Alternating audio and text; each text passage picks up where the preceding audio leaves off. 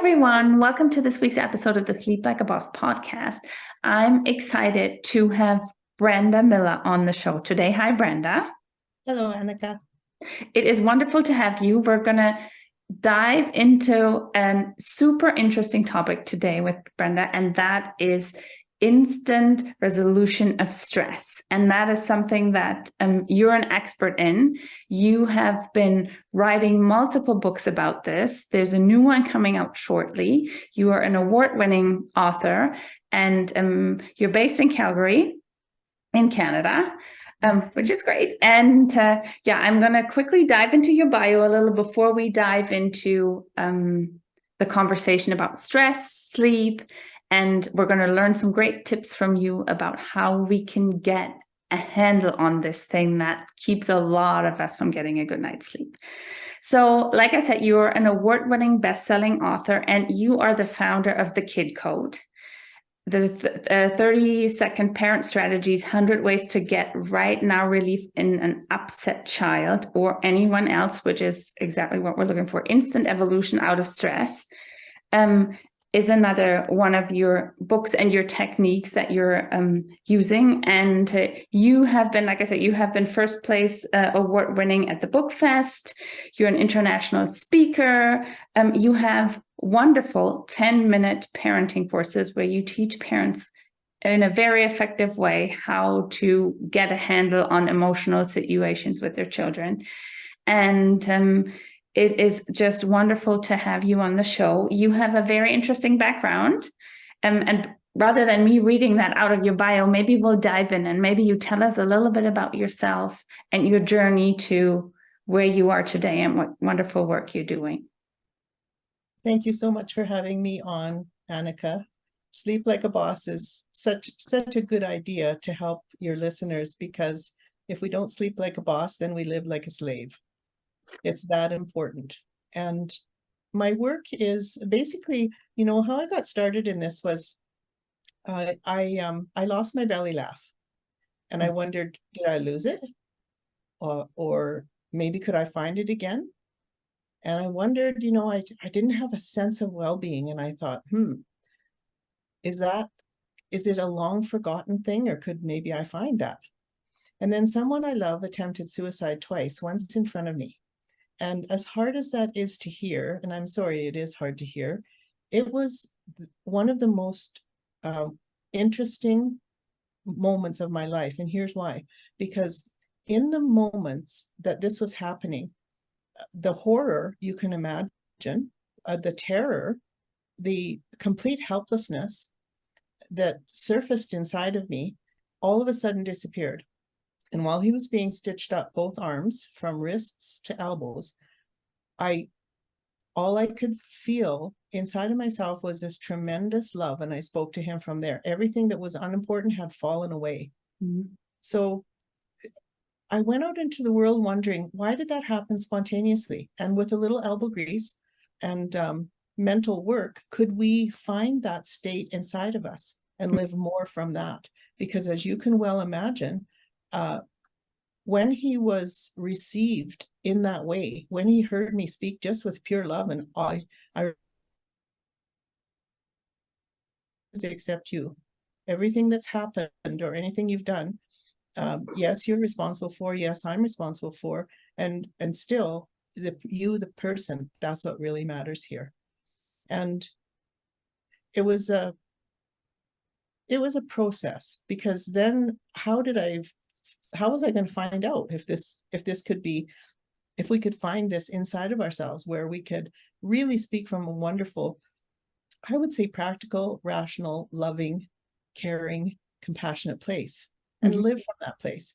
So I taught conscious conflict resolution in 6 countries as a career, and that helped me figure out how could we dissolve stress as it arose. And was it possible for us to dissolve it in 30 seconds? And that, as you know, is my specialty, instant evolution out of stress. Because what I learned was, if it's possible in the moments where that happened to me spontaneously, I learned that it was possible for the moment that stress arose, that if I would give my attention fully to one of these strategies, then I could dissolve that stress. And I like to say, we can dissolve it before it detonates. And why is that so important in relation to sleep? Because stress accumulates. And when you lay your head on the pillow, more than anything, you want to be able to just easily go to sleep. And if you're really stressed, of course, you can't. So that's basically how I got started in this. And then I wrote several books, and they're all, I like to say, they're written so that you can discover this little bit inside of you that is actually meant to govern you, meant to be your CEO, meant to help you, meant to help you remember. Just a minute, I don't have to overreact here, because isn't it an awful feeling to stay upset? You know, it's a horrible feeling. So I dedicated 20 some years to figuring out what to do here. And one of the most interesting things, Annika, was I mentioned I lost my belly laugh. I just wasn't joyful. And so I started watching kids, because, you know, their nature is genuine and creative and inclusive and innocent and joyful. Yeah. And yes, they have the other side, but this side that we notice in them is striking. And, you know, they don't register things, like they're not informed by the color of your skin, by your status in the community, by the kind of car you drive. They're just not informed by that. And why? Because that's not important. So I was so curious, like, how do we know that wisdom and playfulness and compassion and belly laughing and all those states I mentioned are our nature? And I realized it hit me like a lightning bolt, because they feel natural. Like, you know yourself, as soon as you feel playful, you feel 100% natural. As soon as you feel compassion, you're natural. Nothing else comes in to guide us in those moments. If we're feeling playful, playfulness guides us. If we're feeling compassionate, compassion guides us. So then I noticed that in a negative state, we don't feel natural. Mm-hmm. So when we're negative, we waste a lot of mind space, tremendous energy, even things like, you know, on getting even. Mm-hmm. You know how many conversations we have in our mind in a day? That all accumulates, and it makes it hard to sleep at night. So think about this. I think it was John Southard. He said, the only people with whom you should try to get even are those who've helped you. So my strategies, I hope, will help you for some of the times when thoughts come into your head, or when somebody sends you an email and it upsets you, or your kids trigger you, or your partner, as a colleague at work. You can use these strategies absolutely anytime. So I realized that kids were teaching us what they wanted us to teach them. Mm-hmm. And that just stayed with me, to see what were they trying to teach me, and how do they keep their belly laugh. So I know that, you know, not knowing how to dissolve stress, like even on the freeway thing, somebody pulls in front of you, and that's not about you in the moment, but think about how distressing it can feel. So it fractures our peace of mind. And I think everybody nowadays is really looking for peace of mind, you know, with everybody having gone through what they have. And so it's also, when we stay stressed, we're fracturing our most important relationships, like with ourselves, with our kids, with our partners, colleagues, with everyone, really. So everything we do is actually towards well-being, right? Mm-hmm. Like, we go to work to attain something from that, to get well-being. We call a friend, hoping that the conversation will bring us into well-being. And I think that inadvertently, unintentionally, that we've lost the ability, somewhat anyway, to make ourselves a priority in terms of finding and staying in that nature that I talk about. I agree. And you know what? Especially from a mom perspective, like me being a mother, I find this is, when you say we've lost that, there's always this guilt that immediately comes in. It's like, do I have the right to do that? Do I do this at the expense of not being there to be able to care enough for others, while I might need and I sometimes don't like the word boundary, but let's just say I need a break. I need to put time in the calendar for myself in order to de-stress and in order to recharge my battery so I can show up for everybody else. But I don't know if you hear that in conversations with parents, that oftentimes this, oh my God, how am I going to fit this all in? I'm going to do that. That's what I hear a lot too with clients. I'm going to do that at the end of the day when everybody's taken care of. I go to bed really late just because there's no time. I can't go to bed early because everything needs to get done. And then I want some time for myself. Yes, I hear that a lot. And as we go through the strategies that I just can't wait to share them with you and your listeners, because I know that they've helped thousands and they'll help your listeners also. So the first one is, I'll tell it through a story. So one day I was driving my dad's too big truck in his too small corral. He was a farmer, and he was trying to get a cow up into the chute because it was sick and it needed a shot of penicillin. And so I put a dent in the truck. And when I told him, he held his arms wide out to me for me to walk into for a hug and said, "It doesn't matter a particle." And on that day, I realized that you can give someone grace instead of grief when they make a mistake. The mistake is made. You can't undo a mistake. And so it's up to us about how we want to be. My dad wanted to be gracious. And so I learned on that day that you matter more than the mistake. And so let's use parenting for an example. If you make a parenting mistake and you say and feel the truth of this statement, "I matter more than the mistake I just made." If you say and feel the truth of that, you bring yourself back into a calmer state and also the truth, because you do matter more than the mistake. And then if one of your kids makes a mistake, you teach them through modeling to them. Every time you make a mistake, you bless yourself by saying, "I matter more than the mistake." Every time a child makes a mistake, you say, "You matter more than this mistake." And then part 2 of blessing mistakes, this strategy, is to make the mistake right. And this is so interesting to me because making a mistake right, apologizing, replacing something, that feels so much better inside than justifying or ignoring a mistake. And we know this. We know how awful we feel when we justify or ignore a mistake. And yet, we often will do it. This is an opportunity to change the way we respond and how we feel inside. And then that affects everybody around us. And honestly, that takes less than 30 seconds. Absolutely. So another way to teach this, with kids in Tusky's travels, he's a wise young elephant, and he takes his little bit rowdy but very lovable crew of critters on outer adventures only to discover something wonderful about themselves. And when they're in Paris, Tusky's a little bit clumsy, so he knocks over the Eiffel Tower. And he says, "Bless me." And Miss Gazelle says, "Oh, you can't say that. You've just knocked over one of the greatest towers in the world."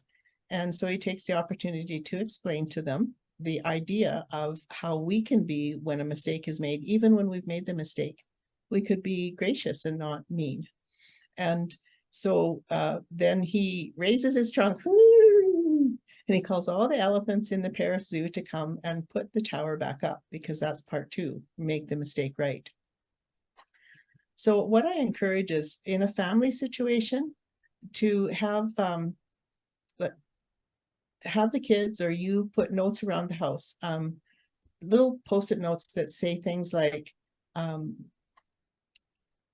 "Don't cause a fight, just make it right." Bless the mistake. Just little post-it notes about blessing mistakes. So at work, same thing. You can turn workplace woes into workplace wisdom just by teaching everyone this simple strategy. And really, it's quite humanitarian when you think about it, to not disapprove of mistakes, but rather be kind about them. And how you can relate this to sleep, so you can sleep like a boss, is before you go to bed, if you forgot to give yourself kindness when you made a mistake, or you forgot to make it right just before bed, you can do that. You can just run the mistakes you made through your head and go, I matter more than that mistake. And I do need to apologize to this person, or, fix something. That clears your mind. This is so important. I really need, we need to just quickly touch on this, because I think this happens so often, and especially, I think in the workplace, it's really this, oh my, I messed this up. I'm going to bed with a thought of, I messed this up. Yes. How am I going to start fixing that? And then I get into this thinking mode in bed of how you're not going to sleep with that ever. But exactly about what you're doing, this is fantastic. This giving yourself the grace of, yes, it happened. I'm accepting it. And I know I'm going to fix it, but I'm going to leave it at that for the moment. And then that gives you such peace. Like, it actually, just saying that, like, makes your shoulders come down.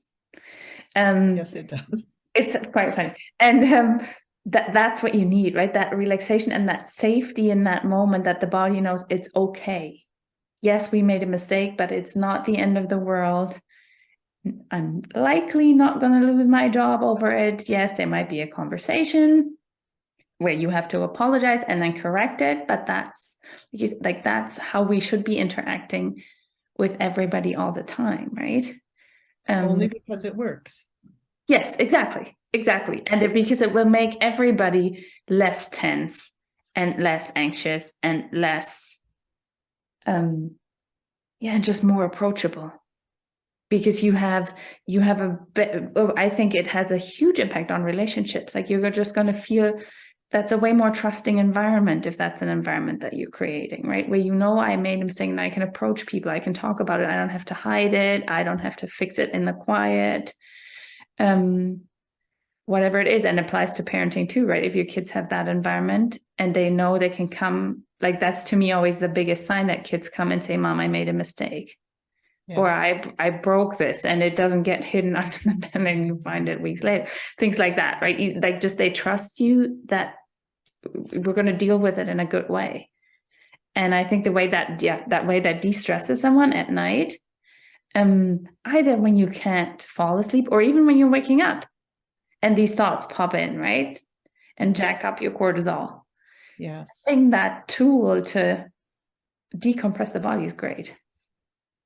And even, like, just think about this, Annika. It's just a simple truth. Mm-hmm. Everyone matters more than their mistake. And when we put our attention on that truth, then it's like I said earlier, when compassion is operating us, then our actions come from compassion. It's the same when we bless a mistake, or use any words that work for you. I like to say blessing mistakes. But the moment we've done that, you know how it feels to give another person grace, because you've received grace from other people. And when that happens, it triggers in you, it triggers in all of us, that part of our nature. I call it the true nature, the part of our nature that it is kind. Mm-hmm. Naturally, it doesn't want anything for the kindness. Absolutely. This is great. What other strategy do you have? Because I know you're like a bundle of strategy. Yes, I just can't wait to share them. So the next one is taming tantrums. Mm-hmm. You cannot put a lid on lava, mostly, correct? Mm-hmm. Lava, when it comes, it's going to blow. Yeah. So again, let's use a child. No, let's do it a different way. So the goal of this one is to dissolve the anger before it detonates. Like, it's come up. You can't really prevent it from coming up until you've dissolved it in yourself. And there's lots of anger in a lot of us to dissolve. But eventually you'll notice more and more that it takes a lot more of pressure or stress to make you angry if you keep using these strategies. So for now, just get in your mind's eye, your listeners, if you'd like to do this, get in your mind's eye someone who you saw who was angry. Mm-hmm. We all know somebody who's, gets angry quite a bit. And notice that they think they're right. Notice that they think they're coming from an intellectually superior place, this angry person, that they know when it's actually intellectually inferior. And now notice the look on their face. And now notice that's us when we're angry. And I'm quite certain that none of us want to waste any of our lives in that state if we can possibly help it. So one of the first strategies is to imagine a dunce cap on your head the moment you start feeling anger rise up. Now, why would I say that? Because if you notice people, when they get angry, including ourselves, we start acting irrationally.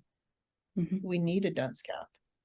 Mm-hmm. I recommend for families that I teach that they have a dunce cap in the house. Nobody is ever told to put it on, because it's never to use to shame somebody. It's used to bring the person back into awareness. So you go put it on yourself as soon as you notice anger happens. And that's often enough to even make you laugh and dissolve the anger. It takes 30 seconds. That's all. And I think everybody would agree with me that we do start acting like a dunce when we're angry. And these things I speak about, Annika, they're really simple, these truths that I share. And I think that's why they work so well. So again, you never use it to shame anybody. I have to tell you a story. So one day it was about 2 years ago, I think now, I was angry for about a minute. And I happened to glance in my office and there was my dunce cap that I had made, because I had noticed, yes, I really do act like a dunce when I'm angry, and I don't care to do that anymore. And I saw the dunce cap, the anger just left, just like that. So the more you do work like that, even if you don't make a dunce cap, you can imagine, jeepers, I'm being a dunce right now. I'm acting like a dunce and I don't want to. So another strategy I really like for dissolving anger before it detonates, and this is from a Canadian teacher, John DeRuiter is his name, and he advises to put a note in your pocket. And if you don't actually put a note in your pocket, you can imagine one there.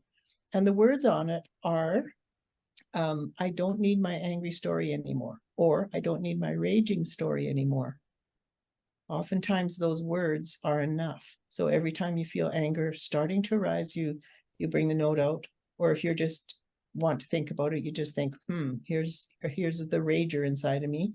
And that's enough, because in the observation of it, that takes your attention from attaching to it and then letting the rage or anger carry you away. You can become more of an observer of it, and it often will dissolve. Again, that takes less than 30 seconds. So how this relates to sleep is, what hormones are produced, Annika, when in stressful situations and in like intense anger? Well, I would say mostly it's adrenaline and cortisol. Yeah, me too. So adrenaline comes like that rush, and then that doesn't last very long actually. But then if that doesn't dissolve, then cortisol comes in later. Yeah, and then how does that affect our sleep? If we have elevated cortisol at night, we won't have melatonin come in, the sleepy hormone, and then we just can't fall asleep. Or if we wake up and we have these ruminating thoughts or these angry making thoughts, then cortisol just peaks, like you just get a push of energy and then you can't fall back asleep. Right. So what this does is dissolve that push of energy.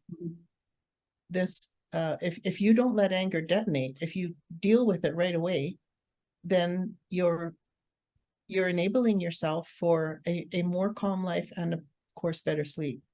And I'll tell you for sure, better relationships. Again, that takes less than 30 seconds. So imagine a kid in a grocery store. And as I said, you can't put a lid on lava. Most of the time, you don't really want to approach the child. And, you certainly don't. Here's how I would say this. For moms, do Kegels. For dads, recite baseball stats. For everybody, if you don't want to do either of those, silently sing a few bars of your favorite song. This is not to disrespect the child, but it's to keep your attention away from engaging in the craziness that the child is displaying right now. So, or another thing you can do in a store with kids is make up stories at every stop. For example, if you drink milk, or anywhere in the store. I'll use milk as an example. So when you get to the milk cooler, you make these stories to keep the kid engaged. Like you talk about the farmer milking the cow and the cat sitting hoping for a stream of milk, and you let them name the farmer, the cow, and the cat. So you keep them engaged, things like that. There's lots of strategies in my book that what to do in the grocery stores and things like that. But you keep yourself regulated and you help regulate your kids in the store also. And another strategy that I really like is the one about turning anything that's upsetting you into something positive. For example, so let's use a child again. They don't get to go to a sleepover, for example, and they're having a hissy fit about that. And one of the things that we use this every single day, Annika, every single day, my whole family, all my kid code teachers, all the kid code parents, as soon as we see something like the child will say, I really want to go to that sleepover. And then, they tell the story about, you listen to them, look in their eyes when you listen, because that's how you get attention. And then you invite them, as you teach them slowly over time how you're going to handle these upsets, but you tell them, okay, now we're going to turn that around. And that's one of Byron Katie's. She's a spiritual teacher and has many books on the subject. And that's how you're going to get your kids to self-regulate. The turnaround means when the child says, I want to go to the sleepover, and you turn it around to say, and how is it actually true that you don't want to go to the sleepover? What would be the good things? And that would be, they'll come up with things like, once they start thinking and they turn their attention inward, then all the stress dissolves. So, for example, the child might say something, well, actually, I get to stay with you, and what could we do? Could we do a craft, or could we do go for a walk or something? Could we watch a movie? And then they'll come up with other really true ideas. And then it's like adding a positive and a negative together, and you get to 0 point field. It's just the energy now is calm. So we find that strategy just unbelievably helpful. Even, for example, another one is, I call it, I am that. As soon as I see a behavior in someone else, I just turn inward and see where I've been that. I feel what it feels like, and it starts dissolving, and I'm back to my joyful nature. Now that, imagine dissolving stress in 30 seconds like that.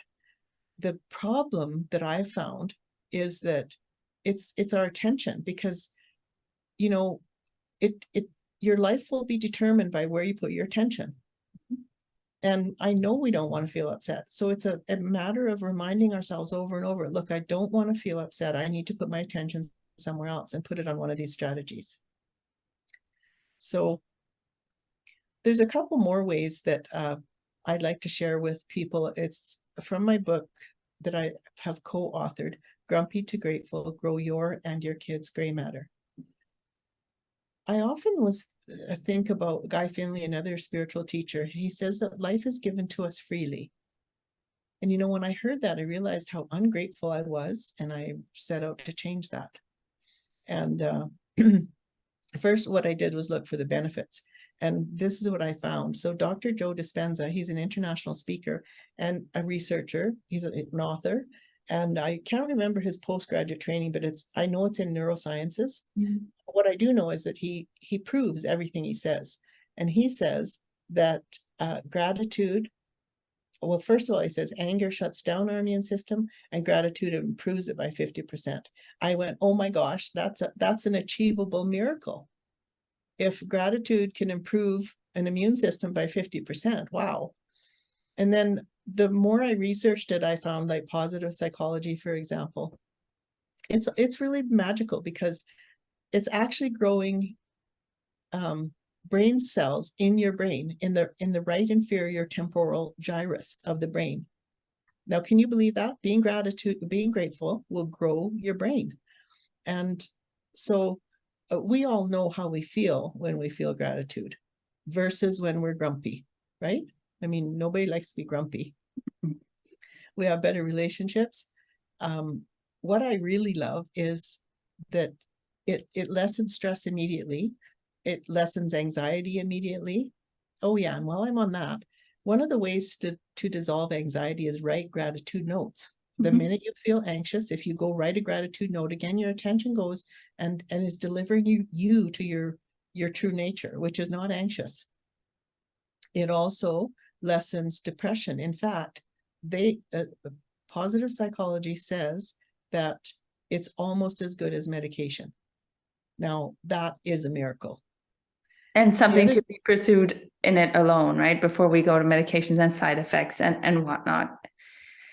Yeah, gratitude is a very, very powerful tool, I think. Yeah, it improves sleep quality, which your listeners will be really happy to understand. In fact, the person I co-wrote this book with, just a lovely, beautiful Indian man, and he says gratitude is his sleeping pill.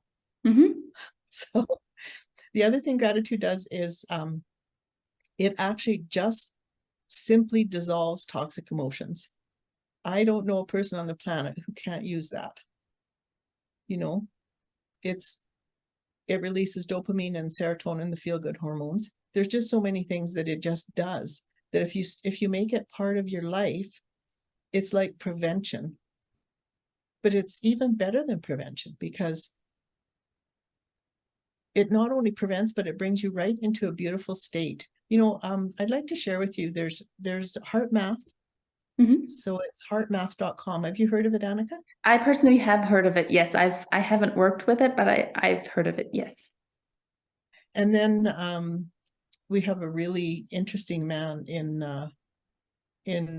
the West. His name just slipped my mind. I'll think of it in a minute. But the Native Americans taught ways to self-regulate, basically through gratitude. And it simply as you put your hand on your heart, very similar to heart math. And again, they put electrodes on everyone's head to prove their data. And your hand on your heart, that just brings your attention to your heart. And then you breathe in for 5 and out for 5, or whatever's comfortable for you. And at the same time, you think about something that you appreciate. If you're able to do that simply for 3 minutes, many times a day, you'll get way, way less upset in the first place. And again, use it as a sleeping pill. Because if you can get your mind calm, your body wants to go to sleep. Exactly.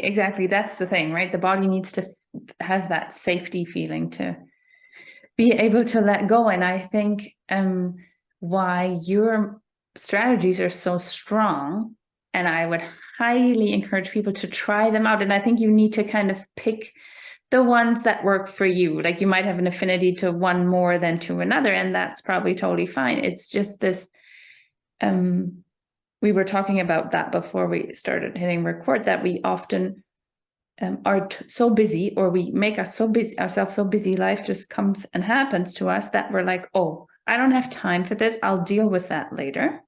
So if I'm angry, I just push that away because I am going to, and I'm doing a work situation, somebody just really annoyed me, my boss was not happy with what I did, wasn't a great conversation, but I have to run to my next meeting. That is maybe a customer, so I have to put on a happy face, and I'm just pushing these things down. And then I'm busy with the kids because I got to pick the kids up after work and get them from school and then make dinner and whatnot. And then they throw a temper tantrum. Hopefully I'm not throwing one by that point, because it's all in there, right? It hasn't been released. There wasn't a pressure valve that we opened that made all that come out. And I think and then when does it come? It comes a lot of times for clients that I work with when they lay down to go to bed. Because that's the So first well said. moment where it's quiet, where it's actually Yes. silent. And then everything comes up, even if it's not the anger as in I'm furious, but still a smaller part of that emotion still comes up, or you're starting to replay those situations from the day. Because if you didn't use time during the day, a few minutes or a few seconds, sometimes like half a minute, to decompress. Right? Is that fair to say how I? Oh, Annika, that's so well said. Yes, it's, you said it very well when you said like the pressure valve. These strategies are the instant pressure valve reliever, so yes, absolutely. So here's another idea. When you say thank you, don't just say it, feel it. There's a difference. And that puts you instantly into a state of gratitude. I remember there was a famous spiritual practitioner, Eckhart was his name, Meister Eckhart. He said, thank you is enough.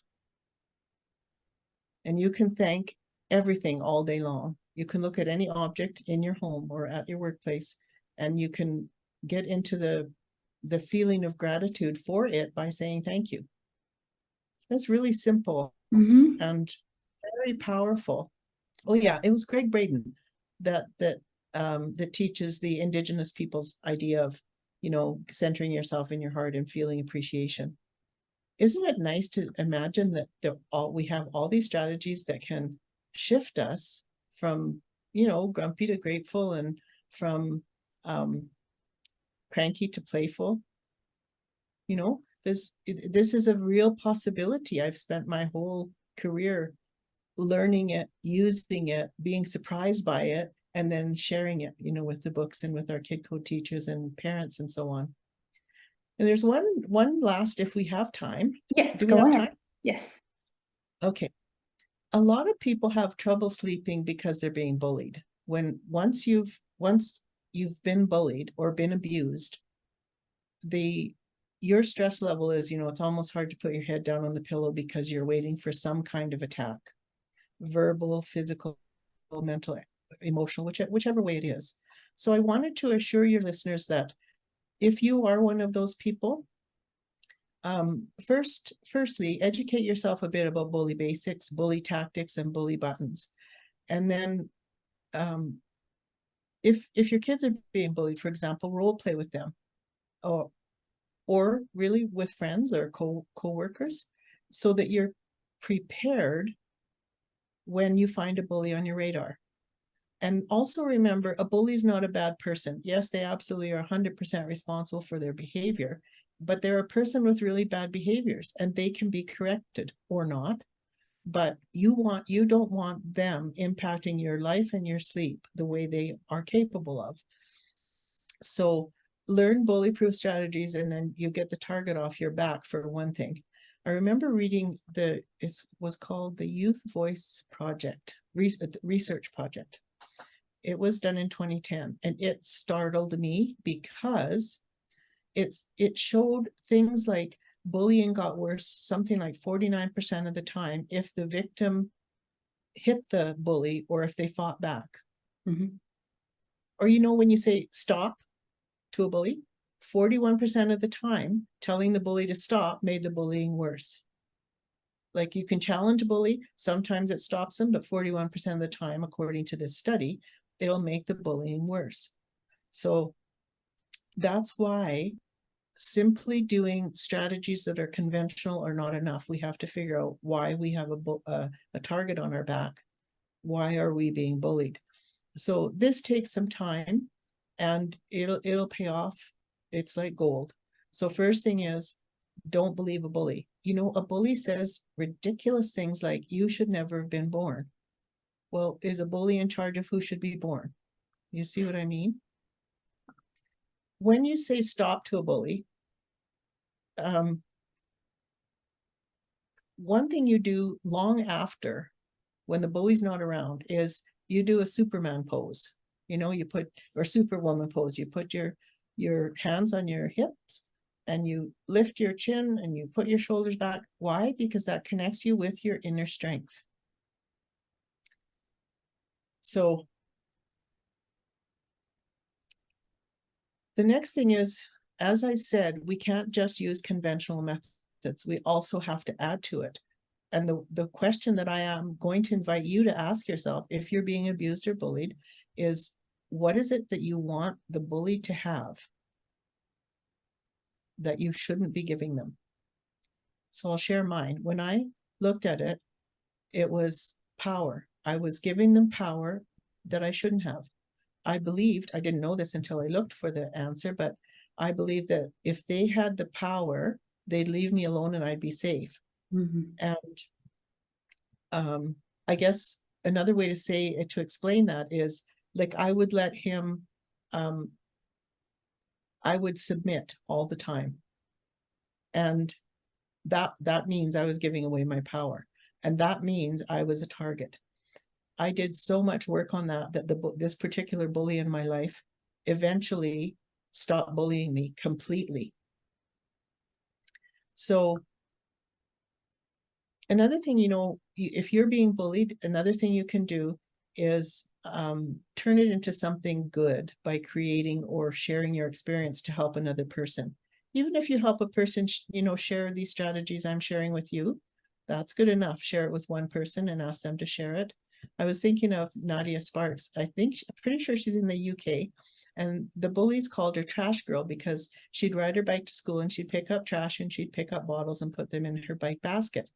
And they'd throw things at her and she didn't know what to do. So she talked to her mom, and they eventually made a Facebook page, and it's huge now, because the idea that they're trying to teach people is if somebody bullies you, do something good with it, make something good out of it.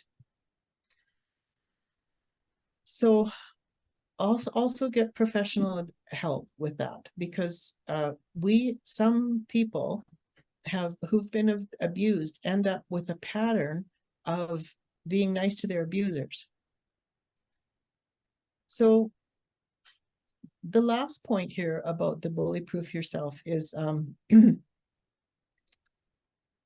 I don't know if you've heard of this, but Ubuntu. When I was teaching in South Africa, one of the cultures there is if somebody's made a mistake or done something wrong or bullied, they go in the center of the circle, the community surrounds them, and the community spends 2 days telling this person all the good things about them.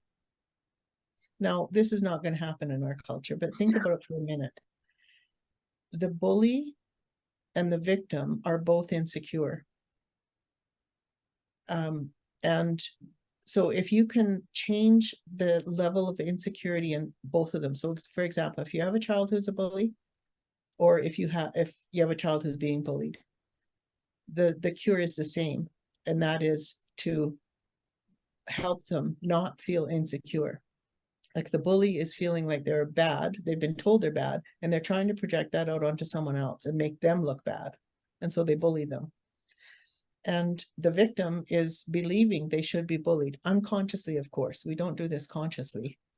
So this Ubuntu, it's I'll tell you a quick story. So in Tusky's travels, how Tusky teaches his crew this is they go to South Africa and they go on safari, and they come to a village where a monkey's in the middle, and he had stolen someone's banana for lunch.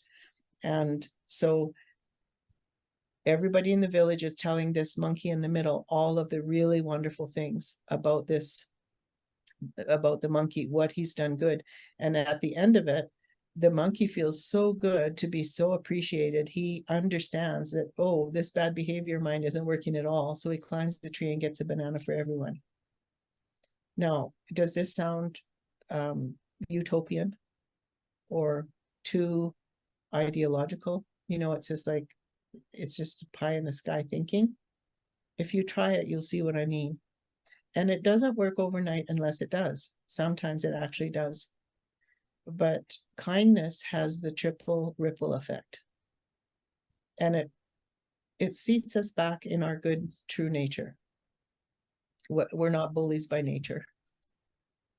We've learned it, and it can be unlearned. So those are just some quick ideas about bullying, because I do know that it can affect your sleep just so terribly, because you get on high alert and you keep producing adrenaline, so you'll stay awake and worry. And then I guess the last thing Annika and I talked about was, well, what do you do in the middle of the night? You wake up in the middle of the night, or what do you do if you can't go to sleep? So we've covered some of that. Gratitude practices and so on. Even breathing, everybody knows about breathing. So I'm just going to tell you one thing you probably don't know, and that is that the yogis in the East have shown us that with slower breathing, we live longer.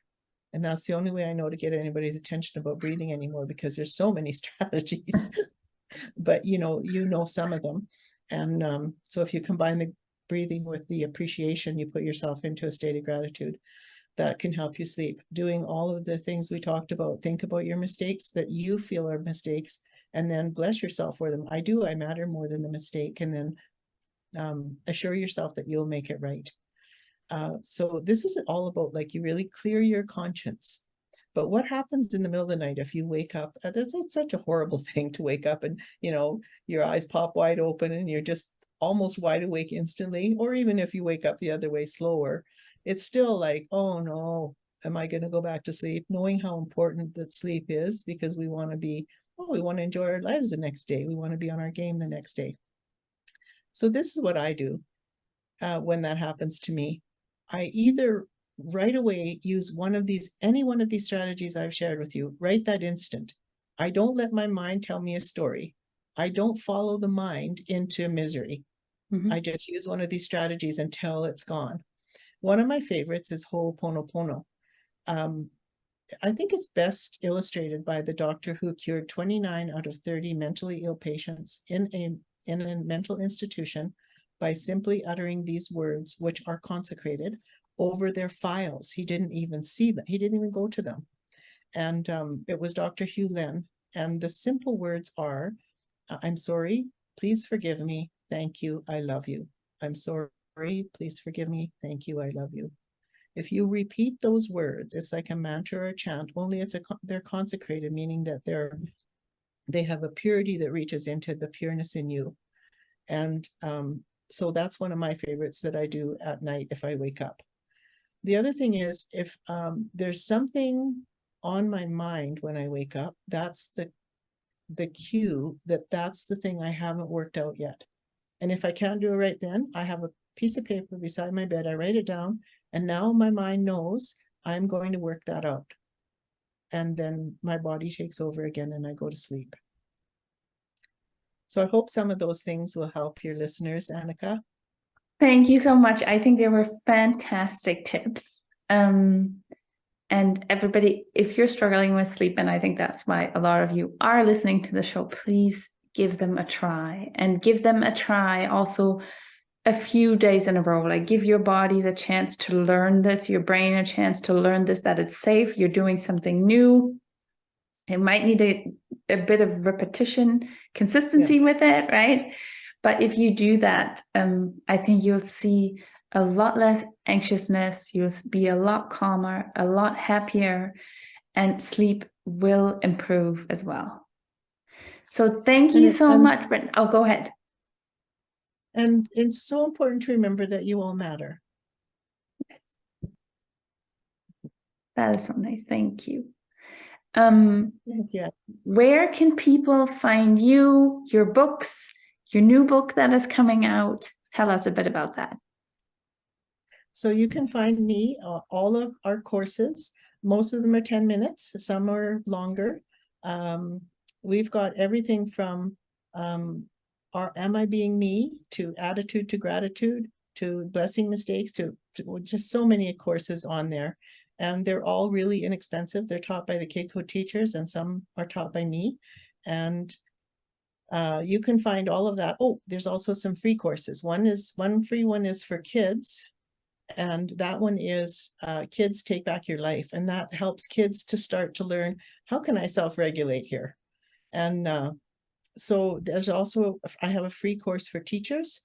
And I've spoken quite a bit to teachers. I remember when Jack Canfield interviewed me, he said, tell teachers you would written this book exactly the same for them. So they can use it also. And what else is on there? Oh, Blessing Mistakes is a printout. It's free. You can download it and print it out if you want. There's free printouts about Bullyproof Yourself, and there's links to my books, and it's all on thekidcode.ca.